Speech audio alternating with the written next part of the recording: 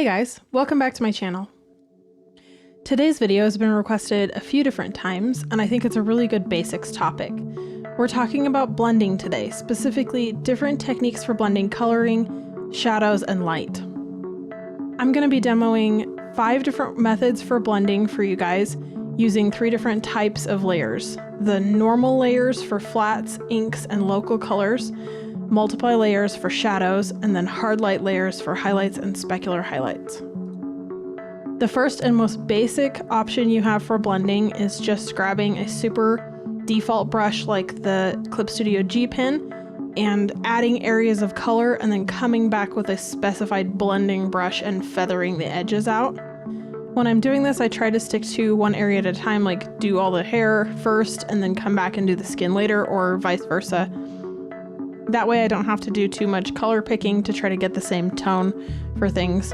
So I'll go through and add basically all of the little spot colors, and then I'll come back with the blending brush and actually feather the edges. That keeps me from having to switch back and forth between the 2 different tools too much as well, which can be kind of annoying. This is a great method to start out on. It's a great way to practice blending, and it's a really great transition point for if you're coming from hard cell shading and you're looking to get a little bit more blended edges. This is a great way to start doing that because you can basically take your cell shaded work and just blend out any soft edges that you need. One of the things to consider when blending things like skin is there's planes underneath the skin of the face. There's like muscle groups and skeletal features that we're kind of working around. So you want to make sure you have a good mix of soft edges and hard edges, and you want to know where those are meant to be. A good rule of thumb for that is like if you could do a line instead of a blended edge, it's probably a hard edge. So like under the eyes, inside the ear. This is a really good place to kind of look at some reference and maybe the Asaro Head and see what those planes look like as they transition in a more angular setting. Reference can be super good for this because that can kind of teach you as you do more and more drawings with reference which parts of the face typically have softer edges. A few things that kind of bother me about this method: I don't like that you have to switch between 2 different tools. That kind of breaks up the flow for me a little bit. I don't like that sometimes this can cause the edges to be too blown out. You don't have a ton of options for just straight up blending brushes that aren't going to deposit any paint. You can obviously make your own brushes based on the brushes in Clip Studio if you'd like. You can just duplicate those and edit the settings until you're happy with them. I find this airbrushed look to be a little harsh, and I find that it's harder for me to make hard and soft edges look believable or like they belong in the world that I'm building when I have to switch between basically just an inking brush and an airbrush blender. That makes it kind of difficult. Some things I do like: it can be done with the out-of-the-box brushes in Clip Studio. I like the effect that it has when you use this with a hard light layer. For your highlights, it kind of blends into the skin nicely. Overall, a great place to start. Maybe take a look at some of these other intermediate techniques as you get a little bit more practice. Number 2, again, we can do this with just the brushes that come out of the box with Clip Studio Paint. The brush I'm using here is called Paint and Apply. It's in the watercolor brush subtool menu. It deposits paint at hard pressure and blends at soft pressure. So you can use the same brush to deposit color and blend. And I think this is a really powerful tool that gets rid of that tool switching problem we had with the first option. It does tend to blow things out quite a bit when you're blending. So you kind of want to go smaller on the size of brush than you think you need, than you would normally use. So I do like to set up a specific layer of my flats that is used for selecting different color sections using the reference tag, I guess, in the layer menu when I'm doing stuff with this tool, because it does tend to paint outside of my line art a lot. Some things I love about this method: using one brush is always going to be faster than switching between tools. Any number of clicks that you can take out of your workflow is going to be beneficial. I also really like how this blends on like skin tones and stuff. I feel like it works really nicely for adding local colors to skin, and I think it looks really convincing and blends really nicely without being too airbrushy. It does have a little bit of like irregularity and texture to it, just in the way that it feathers things out, because it feathers when you kind of touch the canvas with light pressure. Some things I don't like, we still are having a little bit of a problem with those hard edges. To be able to get a hard edge with this brush, you have to basically switch it down to a really small brush size and paint an edge and then come back and fill it back in, which is kind of annoying to have to switch brush sizes a bunch. It's totally doable. You're just gonna have like these sort of small soft edges, if that makes sense.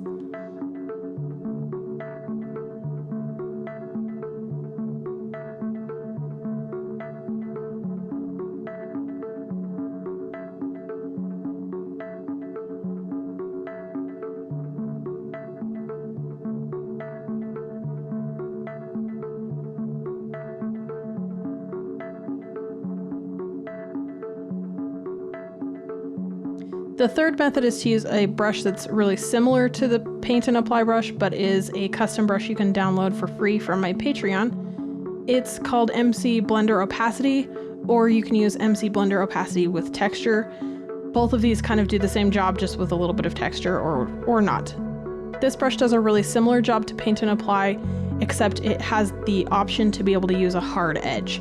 So when you're using light pressure with this brush, it's going to be very blendy and soft, and it's going to have sort of soft edges. And when you use hard pressure with this brush, you're going to get a hard edge in basically the shape of a circle brush, like a normal circle brush. This is sort of the default that I go for whenever I'm trying to paint anything or color anything, really. This is just kind of my favorite brush to use because I have so much experience with it and it's customized to my process and my workflow. If you would like to download it, there's going to be a link in the description below, and you can kind of customize this to work for you. Some things I like about this brush, I really like that you can again do all of the jobs with one brush. I like that it has that hard edge availability.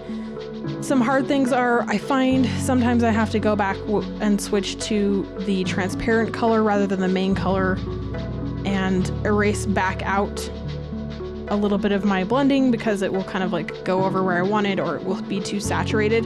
So I'll have to kind of switch back and forth and make sure that I'm monitoring where I want the color to be.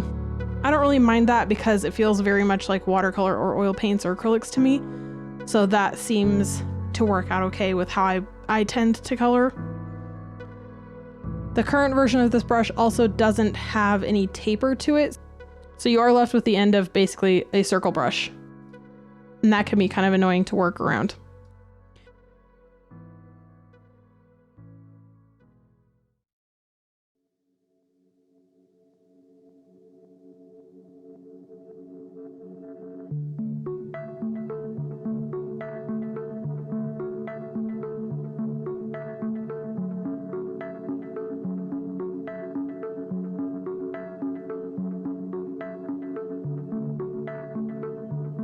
The fourth technique is kind of an interesting one. It looks a little bit different than the other ones when completed. It's blending basically with a brush that has a little bit more texture to it and leaving that texture there intentionally and blending everything on one layer. So this gives you a really painterly look to things. I kind of hate that word painterly, but it's honestly kind of ubiquitous at this point. So it gives you the look of sort of an oil painting or a watercolor painting without blending in all of those textural elements, like intentionally leaving them and making it look not airbrushy. This gives a very interesting effect, and I really like how this looks on my work. I don't do this a lot because it is kind of time consuming and I don't feel like I'm very good at it, but it really is so fun that it's worth at least giving it a shot. Basically what you're going to do is use your flats layer to blend everything into it. You can add like a multiply layer on top, add all of your shadows, and then collapse it into that flats layer. And then you're going to go through and sort of not feather the edges into each other, but kind of mush the paint around like you would with an oil painting. Get extra paint in there and then just mash the paint into each other until it makes a pleasing texture where they meet. Super extremely technical language for that, I know. Some things I love about this: the final product looks really nice. The process itself is very fun. It can be a little bit finicky to get going with this and learn how to do it in a way that you like. It's also very time consuming, like I mentioned, and it can get out of control pretty quickly if you don't select areas of color and work within those with the selection on. So the piece can get out of hand quite quickly if you're not careful. There's also kind of an annoying amount of color picking that has to be done, and if you accidentally use the erase tool or the transparency paint, it can be kind of annoying to have to paint those back in. So you do have to kind of color pick and paint out things and then color pick and then paint them back in. Like I don't know, it's kind of a weird push and pull process that's a little different than the other techniques that we are demoing here. You can use a lot of different brushes for this technique. The one I'm using here is the MC Blender Opacity Texture.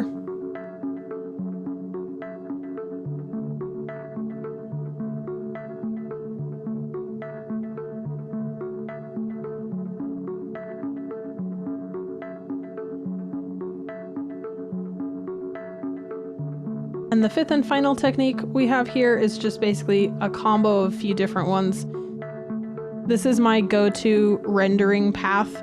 I will basically come in and add a normal layer, add some local colors on top of it with that Opacity Blender brush. I'm gonna add some gradients and stuff like that to the skin, to the hair, anywhere that I want local color.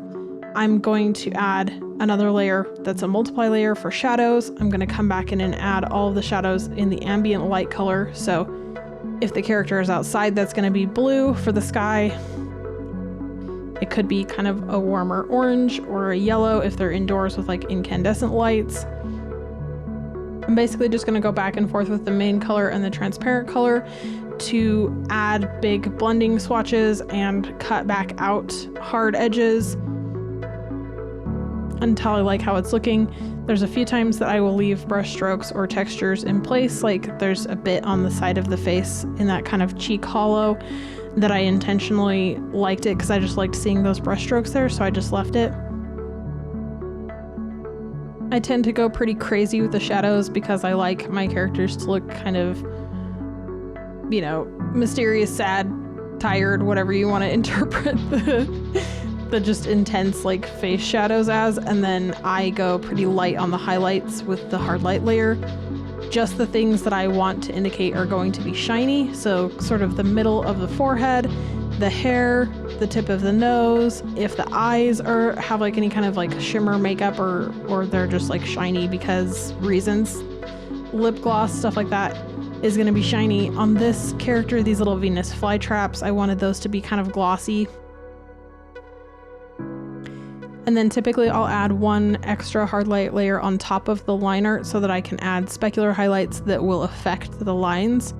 Sometimes I will come back and add another layer in between that layer and the lines where I will clip it to the lines, and I'll add colors to the line art. Like if I wanted her pink eyes to have like pink around the outside, or if I wanted these Venus flytraps to kind of feel a little bit more realistic and not have that hard black line around them, I could come back and clip that layer and add a little bit of color to the line art that way. And I typically will do that with that same brush, the MC Blender Opacity, just because I like how it kind of will fade the clipped color into the black, and I won't have to do too much to transition those nicely. That's it for blending. If you guys have any questions, I'd be happy to answer those in the comments below. If you have any video suggestions, post those in the comments as well. This was one that came about because there were comments requesting it, so let me know what you guys want to see.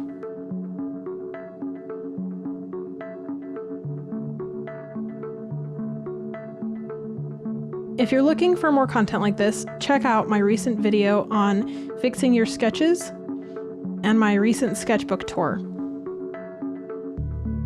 You can support the channel by liking, commenting, and subscribing here on YouTube. You can also support the channel and my other projects over on Patreon like these awesome folks. This video is brought to you by Terror Billie Jean, Anthony Jutz, Jesse C., Tuna, Theo, and Snooky. Thank you guys so much for your support, and we'll see you next time.